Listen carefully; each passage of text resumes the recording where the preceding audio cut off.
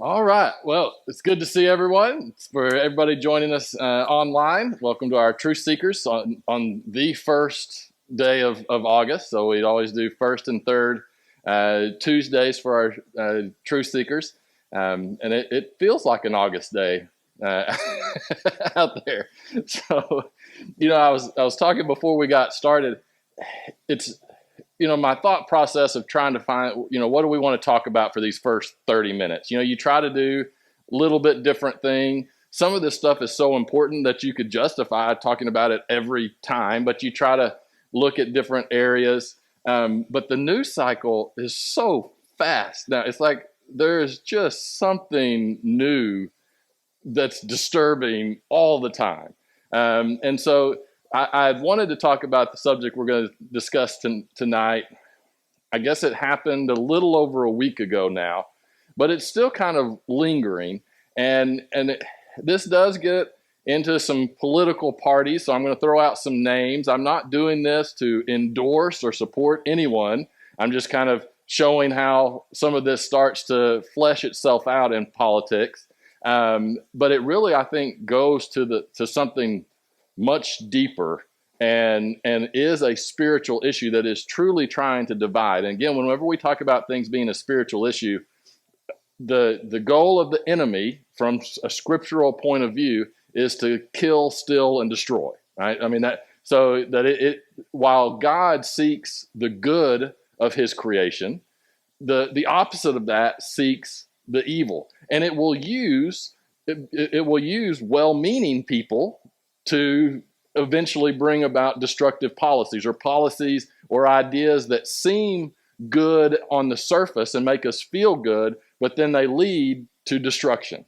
Right? That's a good sign that you're dealing with spiritual things. So we're going to look at a statement that was made, and of course it got wrapped up in a campaign. And I don't know if most people, if you're smart, you're not paying attention to the campaign aspect yet. It's early, it's really exhausting, and some of us have unofficial campaign shirts.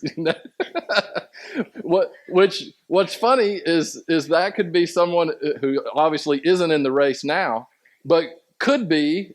As like we have no idea where the future goes, but this interaction really disturbed me and bothered me because it deals with race, it deals with slavery, so it's bringing up those types of topics that obviously can easily divide, and understandably so, because they're very real and heavy topics. And so you need to make sure when you're talking about them, when you're dealing with them, truth has to be of utmost importance. And so at Truth Seekers, we want to make sure we are finding the truth no matter what.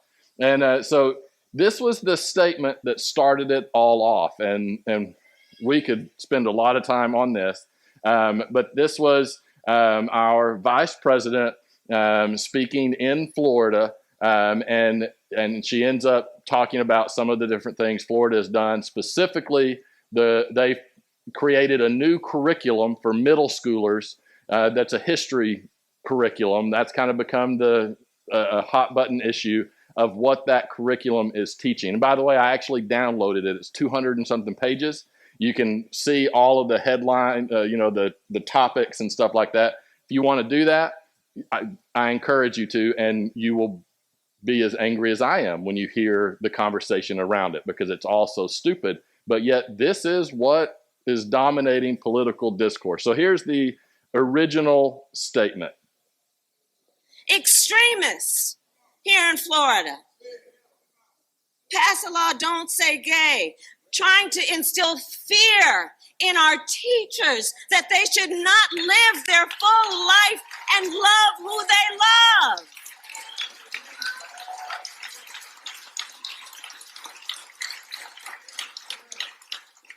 And now, on top of all of that, they want to replace history with lies. Middle school students in Florida to be told that enslaved people benefited from slavery. High schoolers may be taught that victims of violence, of massacres, were also perpetrators. I said it yesterday. They insult us in an attempt to gaslight us, and we will not have it. And we will not have it. Okay, so we will not have it. We will not have it. I don't know if anything that she said in there was actually accurate. Like, I mean, we could kind of break that down, and I hate to use such broad terms, but it started off the "don't say gay." Well, we actually spent time. We read the bill, and one, it's factually incorrect. It never uses that phrase. Two, all that bill was saying you don't teach sexually explicit curriculum to children under third grade. Like that one that's the "don't say gay" bill.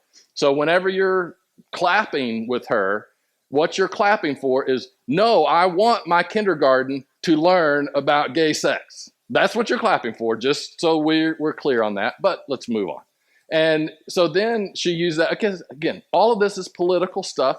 I understand you find any way you can to attack your political opponent. I get that.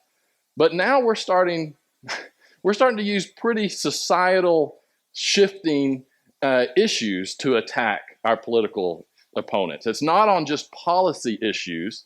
It's on what is true, what is real, right? And so it goes into, she starts talking about this Florida law or Florida curriculum that basically she says that it's saying that there was a benefit to slavery, right? And then she talks about how that we can't believe those lies and that we're gaslighting and all of this. If you read the curriculum, it's very obvious that that's not what it says. All right. Now, she started to get kind of panned for this because people could look and say, no, that's not really what happened. I thought that would be the end of it, and we would just say, well, that's one of those things that our vice president, unfortunately, she's not a great speaker. You know, she's kind of awkward up there, says some weird things, but you know what? That's the way that it is. We just move on. No, it continues. And so then you get a tweet from the White House. Close your eyes and picture our president with his phone entering all of this in Twitter. Yeah, you can't, because there's no way that happened, right? Like some poor staffer is over there, doing this. Now that is a direct contrast to the previous president. I can close my eyes and I can picture him like at 3 a.m, exclamation, right? Now both tweets can be equally as infuriating, by the way. But this one, it's hard to believe that came from our president. But said this: at a time when there are those who seek to ban books. Okay, very quickly, what that is in references to is there are groups that are saying there are some books that don't need to be in school libraries. Specifically, middle school and elementary is usually where all of these targets are. They don't care about banning books. They're not saying we shouldn't sell these books. They're saying there's certain books that don't need to be in middle school and elementary school libraries, publicly funded libraries. Those books, and I've debated about actually showing this because I think people don't realize it. They have openly pornographic things in them, right? And they're in elementary libraries. So when he says there are those who seek to ban books as if that is as being a bad thing, which if we were wanting to ban books, that is, that's obviously a reference to what happened in Nazi Germany, right? So you're subtly making that connection right there off the bat. But what he's saying is he wants pornographic material in elementary schools. That's what he's saying. And so if you agree with that, understand that is what you're supporting. And it says, I'll be clear, darkness and denialism can hide much, but they erase nothing. We should learn everything, the good, the bad, the truth of who we are. That's what great nations do, and we are a great nation. Okay, all right. Like, I, I agree with that. But that was done in response to what Vice President Harris was saying. So basically accusing Florida of not acknowledging the darkness of slavery, that they're not willing to look at the truth of slavery. Because, of course, if you're a white, halfway conservative Republican, you hate all black people, right? Like, I mean, that is the obvious narrative that is being pushed. And I think we need to recognize that is kind of what's being pushed here. And so that comes from Vice President, and then from the White House. Then the media starts to parrot the same ways. I chose this little clip because it's actually very subtle. It's talking about something else. It's talking about a monument that's going to be built for Emmett Till. Now, okay, I mean, like that was a dark period. That was a horrible miscarriage of justice, and it should be taught, and we should remember that, and we should learn from it. But listen to what the reporter does in just kind of talking about that issue. Now, the president's announcement, the president who is roughly the same age that Till would have been, it comes as we are seeing this controversial and very polarizing debate in this country over the teaching of Black history. That move by the Florida Board of Education to teach that some slaves may have benefited from the skills they developed is sparking a firestorm. But Robin, this White House says that monuments like this to Till will help to teach the complete story of our nation's history. Robin. All right, Mary, thank you. Okay. How subtle that is, right? But not overly subtle. But it's like, see, we're the party who acknowledges Emmett Till and that ugly stuff. This Florida guy, this crazy guy over here, and those who support him, they're not. They're basically saying that slavery was good. Implication being that they would support what happened to Emmett Till. I mean, that is the implication that's being made there. All right. And so you have this just firestorm, and it just starts to snowball. So now, I mean, obviously we know that I am a more conservative leaning. I do not consider myself a Republican, but I try to approach things from a biblical worldview, which in our current terminology is a conservative worldview, right? Not down the line all the time, but basically. And so my first thing is, I'm like, oh, this is the other side that is just completely blowing up this narrative. So then I start looking, well, what exactly did the Florida law say? And I thought about coming in and reading all of the different headlines. Well, you can do that. It's very simple to do, but literally all of this is over one phrase, basically, in that curriculum. That curriculum says that it's talking about how slaves developed skills which in some instances could be applied for their personal benefit. So what it said is there were people were enslaved, then they were taught how to be a blacksmith, and they were forced to be a blacksmith, which was horrible. But they were taught that skill. They were taught agricultural skills. They were taught these skills. And then when they were freed, they used those skills to overcome and to benefit themselves in a society where now they found themselves free.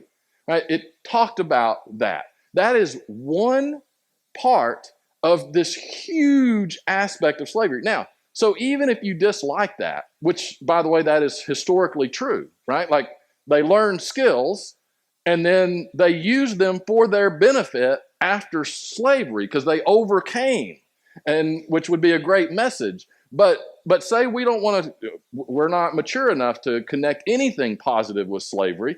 So if you wanted to not talk about that, okay, but the whole rest of the discussion about slavery talked about how evil it was, talked about the problems with it.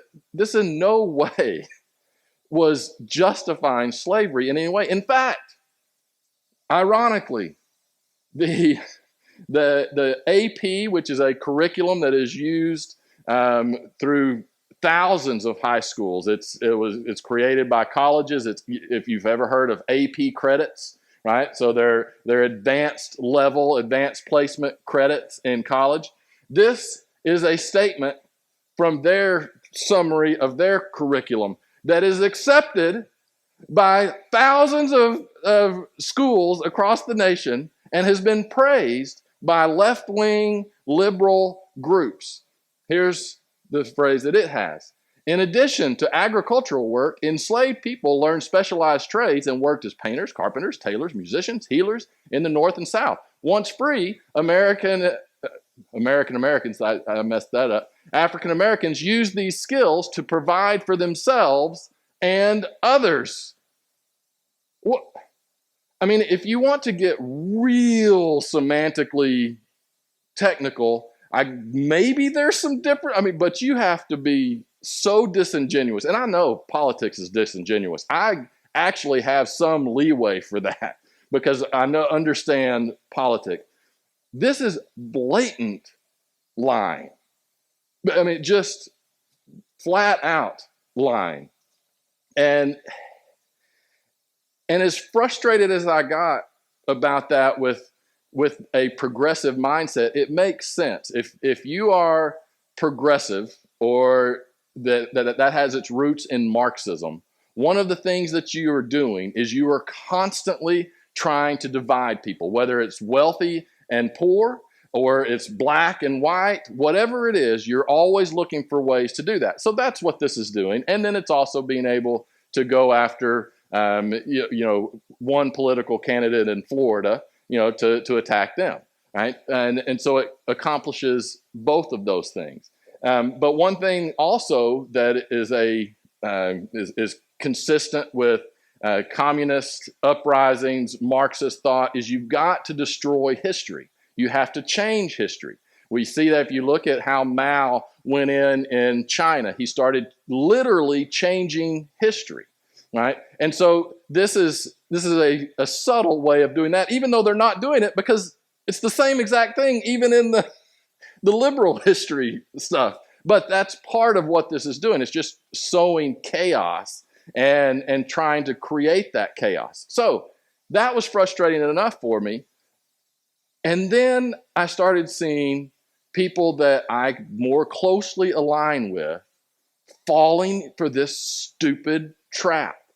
And it is, the reason we call this Truth Seekers is because it is so vital to make sure that what you are saying and what you are doing is rooted in truth, whether you like it or not, or whether it wins political points or not. And there were numerous comments. There was a Representative Byron Donalds. He came out and he said, the new African-American standards in Florida are good, robust, and accurate. That being said, the attempt to feature the personal benefits of slavery is wrong and needs to be adjusted. That obviously wasn't the goal, and I have faith that the Florida Department of Education will correct this. Dude, did you read what it was saying? It wasn't like, come on, what's happening here? And then, understandably, the DeSantis campaign kind of attacked him, and saying, what are you doing siding with Kamala Harris? Which, by the way, is a valid question, right? Why are we giving in to the spirit of the age lies, right? And then that causes some political back and forth. You also had Tim Scott, who is running for president as well, who comes out, and this to me is egregious. And I like Tim Scott, right? But he says this. He says, what slavery was really about was separating families, about mutilating humans, and even raping their wives. Now, that's extreme. That did happen in slavery. That's not what it was about. It was because people were cheapskates and wanted free labor, and they saw people as less than human, so they treated them however they wanted to, right? And then it said it was just devastating. Everyone agrees with that. So I would hope that every person in our country, and certainly running for president, would appreciate that. That you're accusing a governor who's running for president that doesn't appreciate the evils of slavery? What is going on? And then you had the former president's campaign come out and defend these comments, because the only person that he cares about, not to get too political, the only person that he cares about is the Florida governor. That's the only place that his fire is aimed, because, well, rightfully so. I think that's his only competition in a primary. But so now you're going to support a lie perpetrated by Kamala Harris that actually flows from a evil spiritual place that just wants to divide us and keep people who are now free, wants to keep them enslaved to ugly ideologies. You're actually going to side with that. I mean, this is dangerous stuff. And it's, to me, any conservative that kind of supports that, they don't recognize what time it really is. They're still in a mode of normal political back and forth, and hey, this is a way we can get some of those little moderate voters. They'll really appreciate that we sided with the moderates on this. No, this is societal destroying lies, and you cannot give in to that. And I want to play two clips by a gentleman who was actually on, who helped come up with this curriculum. His name is Dr. William Allen. He was on the work group for the African American History Standards, and he has a couple of clips that are just excellent. So I want to listen to those. So there's been a little bit of backlash. This is the interviewer asking the question that first. Were put out, and like you said, that these were done in open sessions, so the public could listen or watch along. What would you say to critics who say these standards have set education back? Well, I can't answer critics whom I haven't seen or heard. The only criticism I've encountered so far is a single one that was articulated by the vice president, and which was an error. As I stated in my response to the vice president, it was categorically false. It was never said that slavery was beneficial to Africans. What was said, and anyone who reads this will see this with clarity, it is the case that Africans proved resourceful, resilient, and adaptive, and were able to develop skills and aptitudes which served to their benefit, both while enslaved and after enslavement. So that's one. This one I even liked more. I believe he was on the Megyn Kelly show. And they're talking about this issue. But here's another way to think about this. This is my story, not just the story of Booker T. Washington, Ida B. Wells, Frederick Douglass, William Wells Brown, and so many figures whose documented histories we have and we're sharing with students. But it's my story and many other people's story. My great-grandfather was lured to this country under fraudulent pretext, only to discover towards the end of the 1850s when he arrived that he was another slave. But he had the pluck to seek out opportunity, and while being seduced by falsehoods, he nevertheless made the commitment to build his family's life in this country. That characteristic, that pluck, that initiative, the resourcefulness was not suffocated by slavery. That's my story. The family that he engendered was a family that indeed became accomplished in many ways, and he himself. So that no matter how you look at it, whether you're looking at stories large or stories small, the reality is the truth is in the stories that the people who live the stories will tell. And we have asked that children be taught those stories and not somebody's interpretation of them. I really like that guy. And I mean, It's so sad, because basically what he is saying is that slavery, as horrible as it was, did not destroy this group of people, because they were willing to overcome. And if you do some research, you realize that what that motivation was actually their faith in God, and their trust in him, that he was going to help them overcome this slavery. And yeah, they were going to use every benefit that they could, and they were going to turn it to something good, make something evil, and turn it into good. I got so angry doing all the research for this, because people are using this to bash, and if that statement in the Florida curriculum, if that is now considered being positive towards slavery, we are in trouble. In fact, you have to throw the Bible and put it in the banned book place. Is this what we want to tell Paul? Slaves, obey your earthly masters with respect and fear and with sincerity of heart, just as you would obey Christ. Obey them not only to win the favor in when their eye is on you, but as slaves of Christ, doing the will of God from your heart. Serve wholeheartedly as if you were serving the Lord, not people, because you know that the Lord will reward each one for whatever good they do, whether they are slave or free. Is Paul saying that slavery was good? No, he was acknowledging that was part of society.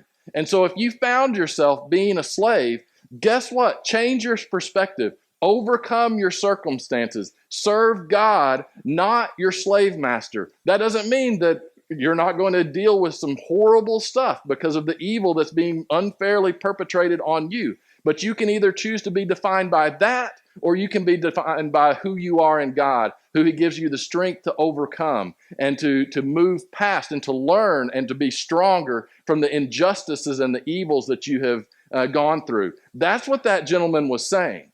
That's a message that unites. That's a message that brings hope to people. But we're in a spiritual battle, and people do not want hope. They do not want to bring any sense of that we can overcome our shortcomings or our failures. And I expect it wholeheartedly from a Marxist demonic ideology. I do not expect it from people who say that they are Bible-believing people and that they are trying to hold on to conservative biblical worldview. You have to look at the truth, and as you are looking at who to support and to vote for, there's going to be positive and negatives for all of them. Start making a list. Who sides with the truth most often? They're going to make some mistakes. It doesn't matter who it is. They're probably going to fall into some traps along the way.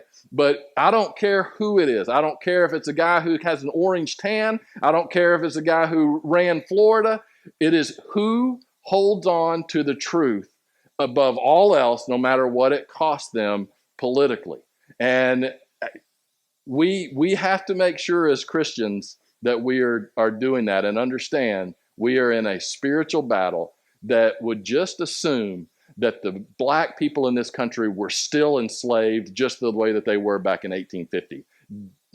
I promise you that is what the spirit of the age wants. And it uses stuff like this to basically move us closer to that kind of a place. All right. So I got a little going today, but I've been kind of frustrated. I was really surprised that this story actually lasted a week. But it's disturbing, and we need to be able to see through stuff like that so that we can help educate our friends who just watch little news clips like that, right? And say, well, wait, there's a little more to this story. And don't defend a certain candidate. Defend the truth and what is right. All right, hope to see you in a couple of weeks, and have a good August, and try to stay cool. We'll see you then.